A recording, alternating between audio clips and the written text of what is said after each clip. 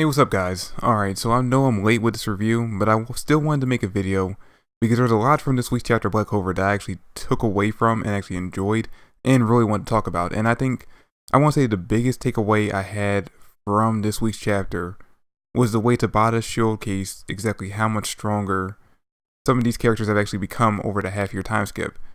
And he's done it in subtle ways. It's not like how he did it before, because when we first got into the first chapter, the first of the half-year time skip, in chapter 229, I want to say, when we first saw Asta and a glimpse of what he can do, and then in chapter 230, we saw even more of that, and basically what Tabata did in order to showcase Asta, and which is what you should do when it comes to the main character of your series, and showing their new growth and power after a time skip.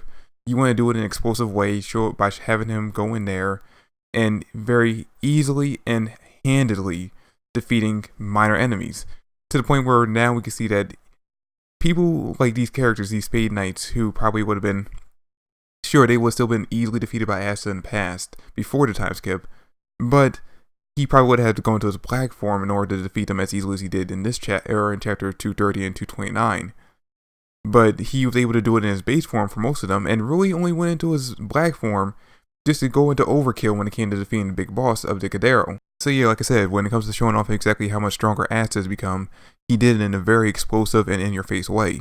But when it came to the other characters in this chapter that we actually got to see a hint of to what they actually trained towards, or how much stronger they have leveled up over this half-year time, we do it, or he does it in a more subtle way.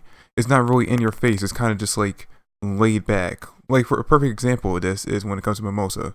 Once her, Finral, and Noelle get to the Cadero, she immediately goes to heal the people who were inside the chamber, who I actually had thought in the past two previous chapters, the bodies that were inside the chamber, which I want to say were about 16 to 20 people, I initially had thought that they were dead. I thought that their mana had been sucked to their bodies to the point where they died, and then the next batch will be coming in. But she immediately goes in there and heals them. And initially you don't think anything of it, because of course she would do that. She's the healer. That's basically her main role on the team, is to be the healer. But you gotta remember, back to when we were first introduced to Mimosa, she struggled to heal two people at once. So one person max was her limit. Two people was a very hard struggle. And then we get in this chapter, I want to say, like I said, 15, 16 to 20 people inside that chamber. She healed them with such ease that it makes you think that these characters, the character she is now, is completely different than the character she was in the beginning of the series. And again, it's such a subtle thing that you don't really even think about it. And another perfect example of this is when it comes to Noelle. When we see her, Finral, and Mimosa actually flying towards the Cadero in the beginning of the chapter, she's flying through the Grand Magic Zone in her Valkyrie armor using Dragon's Cradle to carry the two of them. And again, you don't think anything of it at first. But then you remember, when with her dialogue later on in the chapter, that it's actually difficult to control your mana throughout the Grand Magic Zone. And if you remember, again, from the beginning of the series, when Noelle was first introduced, she had little to absolutely no control of her mana. And then, of course, as the series progressed, she gained more and more control of her mana, to the point where she could use very concentration-heavy or control-heavy level of spells, kind of like the Valkyrie Armor and Dragon's Cradle. But realistically, she could only do one spell at a time. But in this chapter, in the very beginning, and again, it's very subtle, you're really not even gonna think about it if you're not really paying that close of attention. But she's using both spells at the same time, simultaneously. And I don't know, I just really like the contrast between the ways he displayed how everyone's actually progressed over this time skip. Because like I said, he did it in a very explosive, very in-your-face way with Asta. But with these other characters, he's going very subtle, not making too much of a big deal of it. But at the same time, it's showing such drastic changes from what they were previously, that it has me even more excited now to see exactly what they could do once he actually does throw it in our face, how much stronger they become. And when we get to see the other characters that we don't even get to see in this chapter. Because if these 4 characters that we got to see, or these 5 characters, including Asta, that we saw in this chapter have actually grown this much stronger, that makes me think, alright, how much stronger does Charlotte get? How much stronger did Real get? Charmy? All these other characters that we don't even get to see just yet. And that's not even on top of the fact that, sure, that roster we got in chapter, I want to say 226, 227, basically of 228 of who's going to be training in the Heart Kingdom. even forget that roster. I want to see exactly how much stronger all these other characters that we didn't see on that roster have become as well. Like, how much stronger did Yami get in his half year of training? How much stronger did Nozel? How much stronger did Dorothy get? And I think we can all be honest and say that the character we are most excited to see how much stronger they become over this half year of training is Mr. Haha himself, Seke. And you know what? That's not even a joke. I'm actually hoping Tabata did something with his character in this time skip that made him at least a little bit stronger, a little bit useful. But anyway, yeah, the chapter opens up when we get Noelle, Mimosa, and Finral all heading towards Gandero. And I gotta say, my only real disappointment from the chapter is finding out exactly that I was wrong about Finral when it came to his reveal after the half-year time skip. I was so sure that Tabata was going to change his appearance in such a drastic way that we would barely recognize the character, but he looks pretty much the same. In fact, it actually kind of looks like he might have went back to his original hairstyle, but still keeping the parts of his hair that was dyed. But maybe that might just be because of the fact that his hair was wet from the Dragon's Cradle crashing as soon as he gets to the Gandero. I don't know, but still, it was a big disappointment to find out that his character design didn't really change much.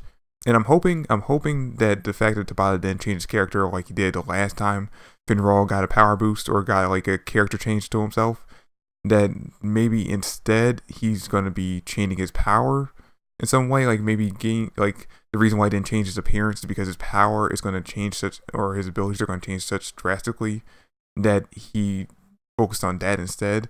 I don't know, I'm hoping that's what it leads to, but I'm not really getting my hopes too high up on that. But anyway, the three of them get there, and they're originally going there to back up Asta in order to save these Spade civilians. But by the time they get there, Asta's pretty much already taken care of everyone who's there to defeat. So their jobs have basically become to heal and to transport everyone back to their kingdom, or back to their home. And this is actually a moment in the chapter where we get to see the kind of mindset of the people from the Spade Kingdom. Because initially, and it's again with that same girl from chapter 229, I want to say, yeah, from chapter 229, who initially tried to rebel a little bit against the guards in order to protect her little sister. She comes up and questions them exactly what their motives are, or what are they planning on doing with them in their home now that they kind of kicked out the Spade Knights. And this is when we get Asta again being kind of very serious and very calm.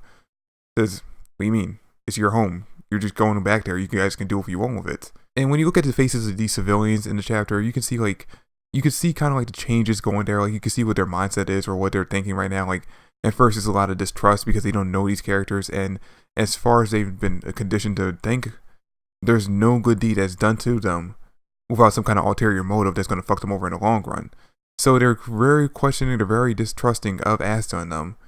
And then as they see that they're actually being very genuine, very honest with the fact that they're just there to rescue them and they're there to let them go back to their normal lives, you can see the surprise, shock, and then extreme amount of joy and gratefulness that comes upon them. And really, they only go through this like a turret of emotions because of the fact that they were raised in the Spade Kingdom. And as we can see in the Spade Kingdom, if your power level of your magic tier is not high enough that you're worth joining the military, you're pretty much considered cattle. You're pretty much considered livestock in that kingdom. Your life is there to be used by the military and by the powerful for nothing more than to gain whatever achievement they want. And I saw someone in my comment section before mention this, and I've actually seen a lot of people online agree with the statement that the Spade Kingdom and the Clover Kingdom aren't really that different because they both discriminate against their civilians. And while that is true, because you do have in the Clover Kingdom that royals and nobles do heavily look down on civilians, and civilians actually do live very heavily impoverished lifestyles. At the same time, in the Clover Kingdom, you are kind of free. You're pretty much free as a civilian. You can't do everything. You know, if you walk in the path of a noble or royal, step on their shirt or something like that, you're probably going to get punished heavily. But at the same time, you get to go to work, you get to have a normal family, you get to live your life pretty much normally as much as you want. While in the Spade Kingdom, well, again, we haven't really gotten like a real good glimpse of what it's like inside the Spade Kingdom. Just from what we can see from these civilians, you can pretty much guess that their lives are pretty much lived in fear of when they're basically just going to be stolen from their homes and made to be some kind of sacrificial pawn for the military. And that's why I don't kind of agree with that whole idea that the Spade Kingdom and the Clover Kingdom aren't that different. Because yeah, sure, they both discriminate against civilians. but the amount of discrimination between the civilians is vastly different between the two kingdoms. So there's a part of the chapter where we actually get to see Luck and Leo, and they're the other two characters that we see in this chapter, getting a kind of a glimpse of exactly how much stronger they become over the half-year training. Although, because of the fact that we don't know exactly how strong these fodder characters that they're fighting against actually are, it's not really a good indicator about exactly how much they've grown over the half year. Basically, the only real difference we can see from their abilities in this chapter is the fact that when they're using their magic, and this is actually something that we see again with Mimosa earlier on in the chapter when she goes to heal the civilians, is that they actually, when they use their magic, just like how Gaja had when he was fighting against Noel, they all basically have those same rune circles or those rune symbols whenever they're activating their magic, whenever they're activating like their attack spells or their healing magic or anything like that. Now, I don't exactly know what those runes are or what they mean or what they represent, but I'm guessing because of the fact that we've only seen characters with elemental types of attacks or elemental type of abilities use them so far, that's pretty much only used for those type of characters. So when it comes to the main roster, or at least the roster that we got of people who are going to be training in the Heart Kingdom, we've seen Noel, or we've seen Mimosa, Leo, and Lucky use those runes. And since they all have elemental types of magic, it stands to reason that the other two characters who are on that roster who actually also have elemental type of magic would use those runes as well with their magic. So that would be Noel and Charlotte. The rest of the characters, it would be interesting to see if they actually also have those runes and if those some way boost their magical abilities. But I'm guessing that since they don't use elemental attacks, I guess you could probably count Charmy. No, Charmy wouldn't count. So yeah, pretty much only Charlotte and Noel we can expect to see in the future using those same type of runes. And this now makes me wonder exactly how the other characters who don't use elemental type of abilities, how they would have leveled up without these runes to boost their power. Now, that was an important part of the chapter, getting to see exactly how much stronger they gotten and realizing that, hey, if you have an elemental type of ability, you're most likely going to get these runes attached to your magic. But I gotta say, the biggest part of this part of the chapter for me, or the biggest takeaway from this part of the chapter for me, was the idea that, or the thought that kind of crossed my mind when I was reading was, wait, have we ever seen these two characters actually interact before this moment? And I for the life of me, could not remember if at any point earlier in the series we actually seen Luck and Leo actually interact with each other beforehand, before this moment. And the only thing I could possibly think of is back during the Royal Knight Selection exam, once Asta had gotten done fighting against Langris, and he was about to pass out, and literally everyone rushed the field in order to help him up.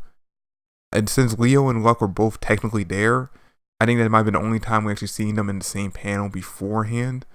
But I don't know, just something that kind of crossed my mind, and it was a funny thing to think about in this chapter, was the fact that before this, I don't think these two were ever even in the same panel, let alone even interacted with each other before. Also, quickly mentioning, I do kind of like Leo's new design, his new haircut, it looks cool. It seems like, according to Asta, either Leo got taller or he got a little bit buffer.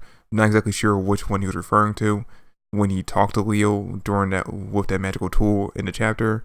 But yeah, it looks like that we did get a little bit of redesign for Leo after the half-year time skip. We didn't get one for Luck, though. It doesn't look like Luck really changed at all in appearance from what he was beforehand.